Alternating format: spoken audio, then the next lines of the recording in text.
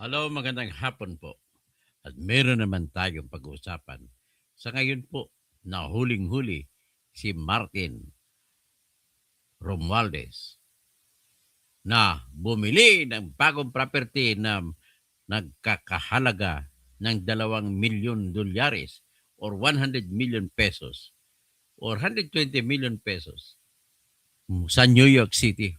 At pinalabas niya ito na kunwari binigay o donated sa kanya. Matindi. No, bago natin banatan yan, ha, ay, magbabati mo natin sa kan mga happy, beautiful Sunday, ha. So, ngayon, ah, babatiin na lang natin yung ano, Sunday morning, left on the track. Yon. Hey, hey, hey, it's a beautiful day. Yet singing with a muzzle. This is my beautiful Sunday. This is my beautiful day. When you say that you love me. Whoa, whoa, mama, it's a beautiful day. Okay. Ngayon, pag-usapan natin si Tamba Loslos. Ngayon, ladies and gentlemen, yung ninakaw ni Tamba Loslos tsaka ni Marcos, yung pinsan niya, yung isa kanyang ninakaw, yung share sa Lakawan, ay bumili siya ng property sa New York City sa Ritz Tower. Worth 2 million, isang apartment. Saan ang galing ito? At ang higit sa lahat, pinalabas niya na ito ay donated sa kanya. Ngayon, kung titingnan mong papel, ang nag-ayos ng papel ay yung fraternity brother niya sa UP na si Attorney Casino. Pangalan na yung Casino. Makikita natin mamaya. Ito rin ang nag-ayos ng property niya sa Massachusetts, sa Dover, Massachusetts, na kung saan pinalabas niya na dinodonate niya na ngayon property niya in favor of an entity na sila rin ang mayari. Ano ang ibig sabihin yan? Pag-usapan natin ng donation. Bakit may tao na mag-donate sa kanya na hindi niya rin kilala? Bakit mag-donate sa kanya ng bahay o apartment na worth more than $2 million, $2.4 million ang halaga ng isang apartment sa Ritz Tower? Bakit? Anong rason? Ang rason na nakikita ko, pinalabas niya na kunwari donated sa kanya para hindi mahabol ng batas ang pera na kinulimbat niya sa Pilipinas at pinambili niya ng apartment. Tatago nila. Grabe ito ka magnanakaw na mayroon itong Romualdez na to. Pinag-aral ka sa UP, tapos nag-aral ka sa UP, mayaman ka, dapat nga sana nagbabayad ka ng tuition. Tapos, ganun ibabalik mo sa pamahalaan natin pag nanakaw. Grabe ka talaga, tambaluslos ka talaga.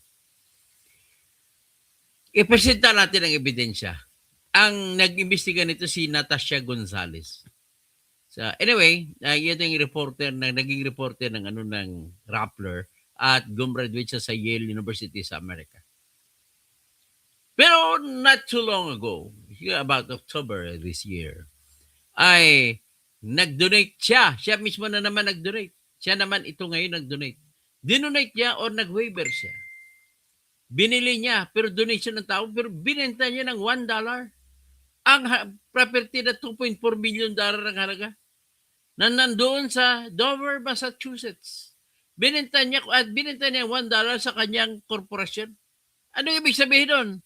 Para hindi mahabol ng bansang Pilipinas kung kakasuhan siya. Grabe. Itong hirap sa inyo, ang pagka-abogado ninyo, ginagamit nyo sa pagnanakaw. Ikaw, attorney, Casino. Kanono ka ni Teddy Casino? Magkabaliktad kayo ni Teddy Casino. Si Teddy Casino, makakaliwa.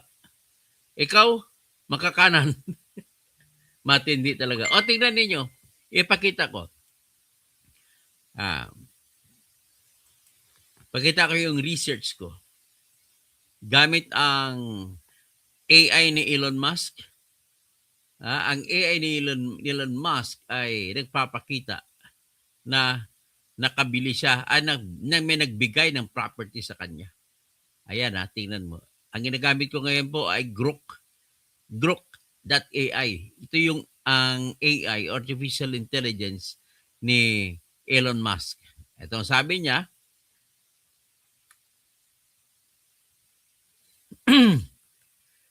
ah, sabi niya sa public records, including House Speaker, no, ownership of a property at the Ritz Tower, 465 Park Avenue, New York City. Public records, real estate listings, and recent news reports as of December 2025 do not mention such a connection. The Ritz Tower is a historic luxury cooperative built in 1926 with apartments typically ranging from $1 million to several million dollars, depending on the size, condition, and floor. Listings include units around 1.5 to $2.8 million, with some higher end or renovated ones offering incentives like renovation credits. So, ngayon, para mapatunayan natin, pero bago yan, ipakita muna natin itong investigation ng litrato ni Natasha Gonzalez. Yan po. Investigating the NYC property of Martin Romualdez. Ang kinita niya sa flood control, binili nito, pinalabas niya lang na donated. Grabing taong ito. So, tapos, ano pa? Ito.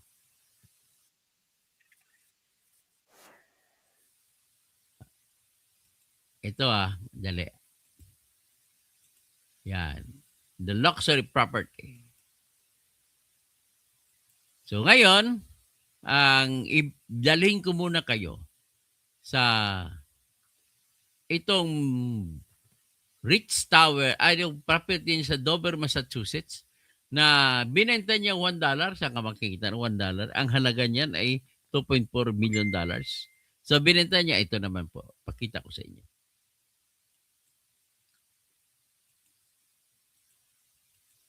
Na doon napunta, mga ninakaw nila sa mga ninakaw nila sa flood control. Yan, tingnan mo. Ito po yung bahay. Kita nyo? Yan ang bahay sa Dover, Massachusetts. Yan ang property ni Martin Romualdez na binenta lang ng $1 sa korporasyon nila. Tapos, ito siya. Yan, si Martin Romualdez. Grabe, no? Tapos ito yung papel na quitclaim deed. Kita nyo, quitclaim? Ayan, quitclaim deed. I, Martin G. Ferdinand Romualdez, aka Ferdinand Martin G. Romualdez, aka Ferdinand Gomez Martin Romualdez of Manila, Republic of the Philippines, for nominal consideration of $1, hereby grant to AMI or AMY Incorporated, a corporation organized under the laws of Delaware and registered as a foreign corporation with the security of the Commonwealth Corporations Division having a mailing address at, New York. Okay? Quitclaim covenants. The land with the building and improvements thereon situated in Dover, Massachusetts at 114, Carl Street, bounded and described as follows. So anyway, yan po yung ito namang ibang detalye. Property location sa Dover, Massachusetts. Ownership, Romualdez Martin G. Narrative description. This parcel contains 6.25 acre of land, mainly classified as one farm with a colonial building built about 1930, having primarily wood shing exterior and 4,840.85 square feet with one residential unit, 3 baths, 1 half bath, 10 rooms, and 4 bedrooms. So current property assessment, year 2025, land area 6.25 acres. Card 1 value, building value $1,268,400. Extra features value $4,000. $100. Land value, $971,500. Total value, $2,244,000. So, yan ang mga property niya.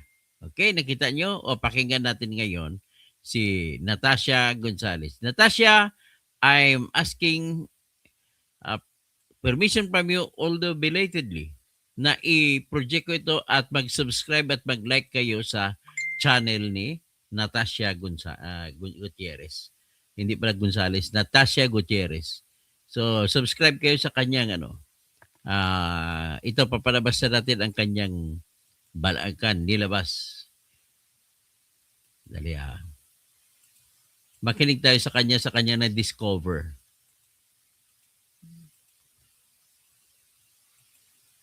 Ito. So, 16.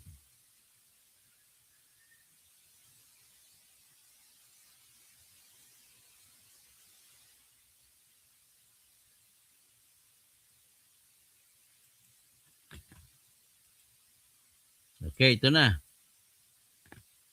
I started looking into the assets of former House Speaker Martin Romualdez. The reason why I was looking into his assets was because he was among the highest government officials being linked to the scandal. Obviously, as House Speaker at the time that the corruption was happening, I was interested to see if his assets might show any changes in his wealth. And the mere fact that he is the first cousin of the president was very interesting to me. And because he hasn't yet released his statement of assets, liabilities, and net worth, or SALN, which is required of any government official, wherein they are meant to declare truthfully the assets and their wealth, I was quite interested in looking deeper into what he owned. And so that is what has led me to our exclusive today. So during the course of that, I then came across a property under his name in New York City that's never been reported on before. So I have the paperwork here, the documents from New York from the Office of the City Register of the City of New York, which tells us that in 2024, Ferdinand Martin G. Romualdez asked the administrator of the estate of his father, Benjamin Romualdez, acquired a property in Manhattan on 465 Park Avenue, Unit 28A, New York, New York. But the one thing that raises eyebrows about this transaction is that it was a no consideration transfer. What does that mean? Real estate lawyers that I've spoken to say that a no consideration transfer means that Yan sasabi na walang consideration transfer, ibig sabihin, binigay. Pero sino naman siya para bigyan siya ng tao na hindi nakikilala? Meron bang isang tao na hindi kakilala magbibigay ng Magbibigay lang sa iyo basta-basta? At ang ay 2.4 billion ang halaga normally niyan, dollars. apartment unit, this luxurious apartment unit was gifted. A no consideration transfer is used for gifts or donations, and it appears in the paperwork that the property was gifted to the estate of Benjamin Romualdez, received by Representative Martin Romualdez, although it does not say in the paperwork. Ito, kita mo. Kunwari, napunta sa tatay niya, sa estate ng tatay niya, para iwasan ang pag-investigasyon na yung kinita niya sa flood control project mabibisto. Kaya gano'n ang diskarte niya. Kunwari, ay binigay sa estado sa property ng tatay niya na si Kukoy Romualdez. Ano ibig sabihin niyan? Siya rin ang bumili nun. Gumamit ibang tao, bumili ng property, ipinangalan o ibinigay doon sa estate ng tatay niya, estate ni Kukoy Romualdez. Why it was donated to them, which lawyers have told me is slightly suspicious, because who is donating high value New York City properties to strangers? It appears that from my investigation that the previous owner of this apartment building, this unit, on the Ritz Tower is not related to the Romualdez family. And so, why was this donated? The paperwork also does not show that any money was exchanged. And so, we want to know why. But when I asked lawyers what could possibly have happened here, they told me just in general that it could mean the property was paid for in cash. It could mean there was a different agreement. There are many ways we can interpret this, but it's hard to know for sure because the paperwork only tells us certain details, and we were hoping to get Grabe, those tuso, answers no? as to Tuso. why from the parties involved.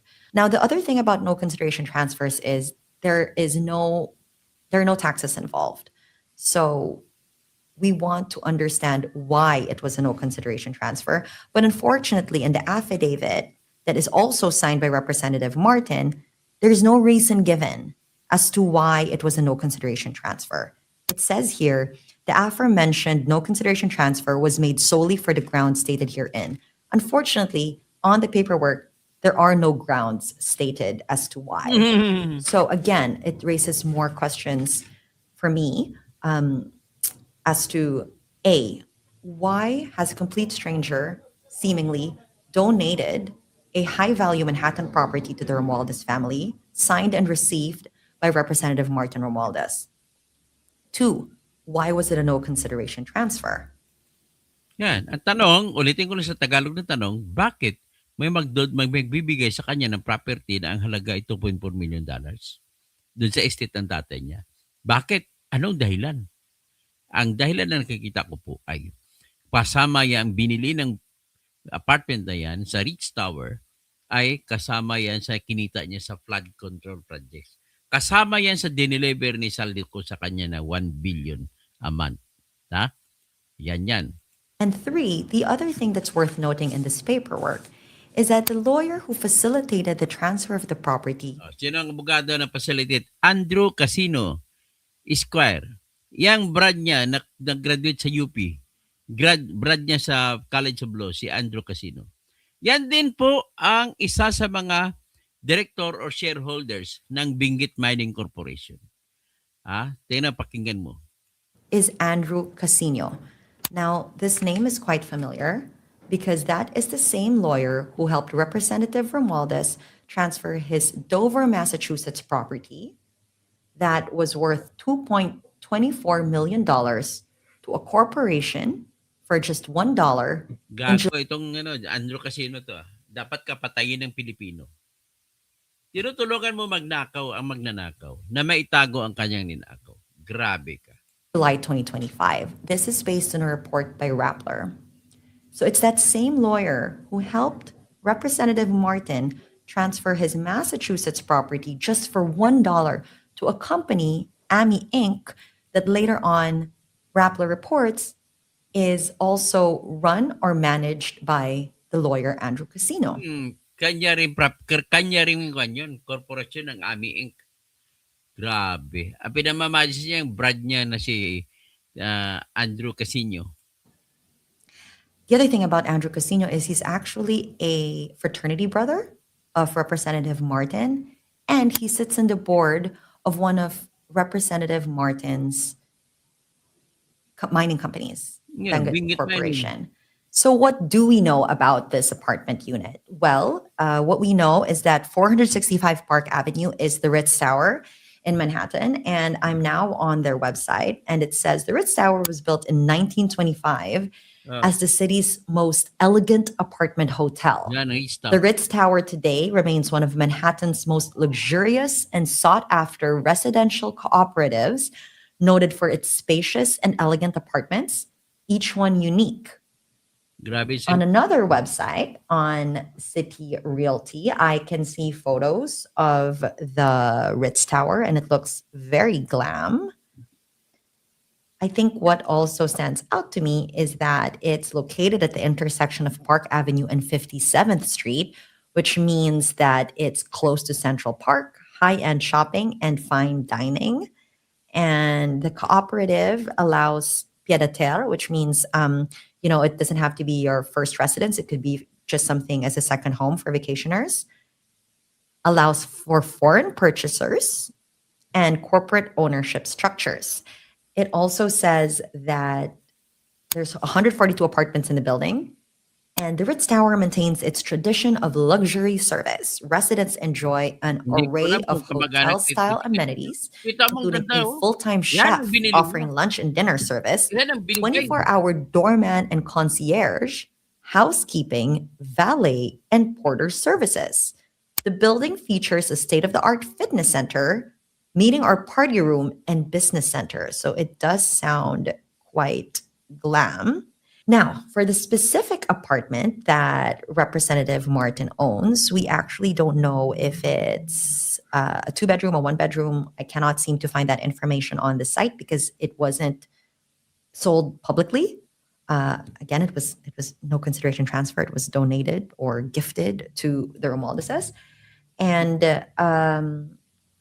what we do know, though, because I was looking at prices, is that units in this building actually are quite varied. So Redfin, which is a real estate website, estimates the property of Representative Martin, the 28A unit, at $4.7 million. Okay, that is the estimate that's online on Redfin.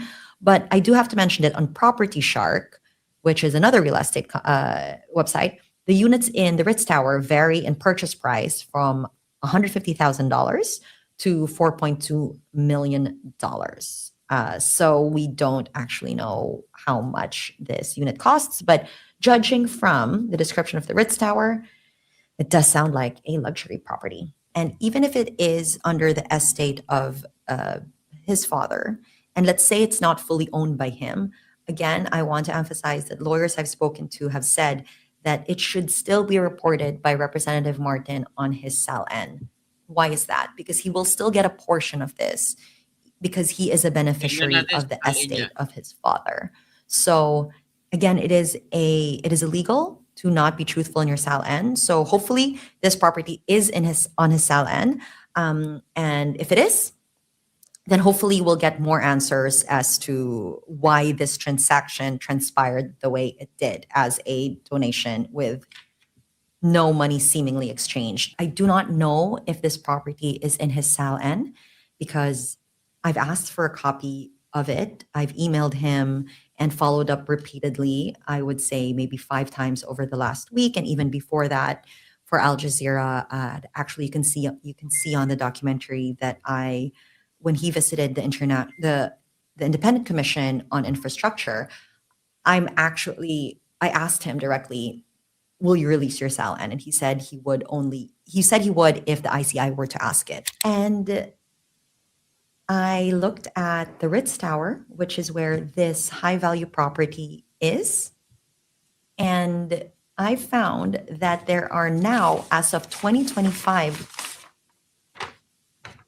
3 properties under Andrew Casino's name, under Attorney Casino's name at the Ritz Tower. It's Ritz Tower 18D, Ritz Tower floor 35, unit 35, and unit 18A. So 2 properties, unit 18D and unit 35 at the Ritz Tower, were transferred to Attorney Casino in March 2025, on the same day, March 5th, 2025.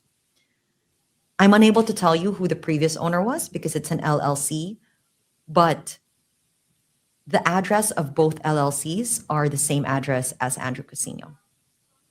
The third property, Unit 18A, was transferred in June 2025, so just a few months ago, by a private seller to Andrew Casino. Now, I've also reached out and asked Attorney Casino and Representative Martin if these 3 additional properties that are now in Casino's name, just as of 2025, are actually owned by the Romualdeses. Because right now Attorney Casino is just listed as a trustee of these 3 properties. Ako, kay Casino pinangalan. Dami property kay Casino pinangalan. Kano ni Ted Casino yan? And I asked them if these 3 additional properties at the same building actually belonged to the Romualdez family. Unfortunately, I did not hear from Attorney Casino or Representative Martin on that question. So there are three things to note here. One, why was a New York high value property donated to the Romualdez family? Two, by a seemingly by a stranger, it seems. Two, why was it a no consideration transfer? And three, why are there three more properties under the lawyer's name? The Yun same nga, lawyer bakit who's a fraternity pinangalan mo brother sa of Representative Martin who helped transfer bakit mo pinangalan sa abogado mo mga property? Ibig sabihin, iniiwas mo na madiscover. another property in Massachusetts. So there are a few questions here that unfortunately I can't answer because I did not hear any responses. But I do have recorded here all the times that I've followed up with them. So I first sent this email to Representative Martin, Attorney Casino, and the private owner who sold it to them. And in those letters that I first sent on November 20, I followed up yet again on November 21, on November 25, on November 26, on email, on WhatsApp, on Viber. I even called Attorney Casino's number and left a voicemail, did not get a response. Representative Martin, I've messaged him three, four times on Viber as well. Ay, sasagot yan. Did not hear a response. Emailed two different addresses of his office that have previously responded to me and did not get a response. So I want to read to you the questions that I've thrown to Representative Martin, because these are the questions that we still want answers to. We would like to confirm that the previous owner of the Ritz Tower apartment that he acquired is unrelated to him or his family. Not related. Hindi ka If magkano. so, kindly explain why the property was transferred to you, Representative Martin, Oh, via bakit a Bigay? no Hindi mo consideration ka transfer, magbigay which is ng reserved property sa'yo. only for gifts and donations. I told him, your fraternity brother Andrew R. Casino helped facilitate the transfer of the property. 3 other properties in the same building are under his name as a trustee as of 2025. Please confirm if these properties, specifically units 18A, 18D, and 35, are yours or your family's. And we respectfully request a copy of your latest statement of assets, liabilities, and net worth. I've given them a week to respond, which is standard for journalism practice. I've actually extended that a couple more days before recording this podcast, and I have yet to hear any responses, but I sure hope that after this podcast, we can get more answers from Representative Martin himself or his lawyer. So hopefully, we get more answers from Representative Martin about this New York property and the questions that we have, and learn. Anyway, maraming salamat sa ginawa mo, Natasha. Natasha Gutierrez. Maraming salamat sa ginawa mo. At natulungan mo ang mamamayang Pilipino na malalaman nila na yung pera na ninanakaw sa Pilipinas ay pinamimili ng property diyan sa Amerika. Grabe ka. You're a sucker na masarap ka patayin, gigilitan sa liig. Kung makikita lang kita sa totoo lang. Ay nako, nakakakonsensya talaga. Brad, Dennis Causing, Mary Jane Enriquez, Sorina Jabalya,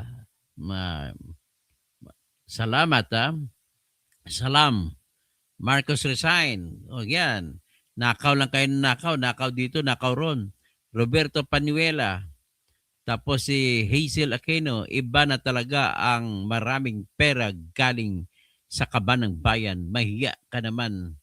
Kaya nga sabi, gusto kong kantahin yung kanta ni Glock ngayon eh. Kayong mga nakaupo, subukan nyo namang tumayo. Baka kayo mamyaw, meow, meow. Baka kayo mamyaw, meow, meow. Sige, kailangan malalim ng investigasyon. So, Genciano Pilayo, Doc, kaano-ano ba ni Teddy Casino? Hindi ko alam kung kamag-anak ni Teddy Casino ito si Attorney Andrew Casino. Uncle, Interesting and warm greetings to you. Great video sharing. Alan Phoenix. Tapos yung demonyong pari na yan, tahimik na nakaw na pamilyang Marcos Romualdez Araneta. Back squatter, Marcos Resign. Okay mga pare, Father Flavi Villanueva. Nakita mo ba ito, Heidi Mendoza? Nakita mo ba ito? Cielo Magno. Kita mo, Sasro Ganto Sasot? Lahat kayo, dapat makita nyo ito. Anti tsaka pro Duterte, dapat makita nyo ito. Ganon talaga. Ito naman to, dagdag na ebidensya na naman ito sa mga, tama, no? Birador, no? Baka dual citizen nga si Romualdez. Matindi ito, Jing Onciano. Tapos maraming salamat, At saka dati palang adik yung pare na nagsampa ng plunder. Dating adik yun si Father Flavi Villanueva. Wala nang matino sa administrasyon ito. Puro magkawatan. Yan Nanggaganso, sabi ni Genciano Pelayo, nanggaganso pa ng mga pera ng Pilipino. Di po nakukulong, kasabwat yata sila. Kaya nakakaasar talaga. Dati palang adik yung pare. Father Flavi, bakit hindi mo ito banggitin nyo man lang, kahit isigaw nyo lang. You do not join the chorus of the desire for justice. But you are only wanting to file a case against Duterte. Nothing else. What is that? Tapos sabihin ni Cardo sa bukid. Tapos sabihin na naman ng loyalista ng fake news. Akala ko, si Melissa, adik pa rin yan, sabi ni Melissa Javier. Akala ko si Senba. So, anyway, ito na lang po. At pakishare-share po. Pakilike. At sana, yung hindi pa nakakuan sa akin, subscribe na po kayo. Sa Yasmin Martino. Doc, nowhere to be found na si Tamba. Hindi naman lang nag-explain sa public, implicated siya sa corruption.